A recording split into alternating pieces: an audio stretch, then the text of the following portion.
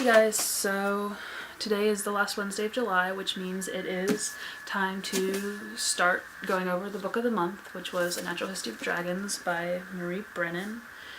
And just a quick cap for all y'all who haven't read it, it's a memoir, and it's about a woman named Isabella, and she's always had a fascination with dragons, but in the era that she lives in, women are not really, well, it's frowned upon for them to be scholars and to study the dirty science, the hard sciences like dragons and anatomy and all that kind of jazz. They're supposed to be like the floofy, prim and proper women, but she has absolutely no interest in that, and she goes on to describe one of her adventures in dragon hunting, dragon research, whatever you want to call it, and how she sort of came to get into the field at least a little bit and be recognized even as a woman. Is really kind of cool.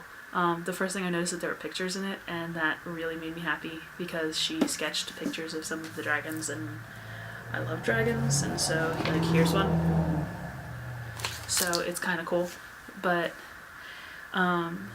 Christy, I know you said that one of the things that you were having problems with was that it jumps around and that it reads like a memoir. Well, it's in the title, it's a memoir, and it took me a minute to adjust to the skipping around too, but once I did, it was pretty smooth sailing. It wasn't as action-packed as I thought it was going to be, because I mean, you figure with dragons or something epic is going to happen, but it did get that way towards the end, which parts of it crushed me a little bit at the end because I absolutely loved Jacob. Like, him and Isabella were absolutely adorable together, and I was really upset with how things ended. I kept thinking throughout the entire book was that Isabella and Alexia from the Solus books would be best friends.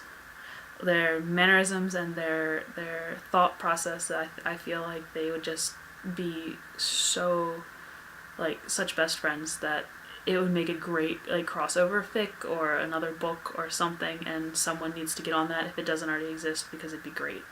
And sarcastic as anything. But yeah, to see their worlds collide would be great. I would thoroughly enjoy that story.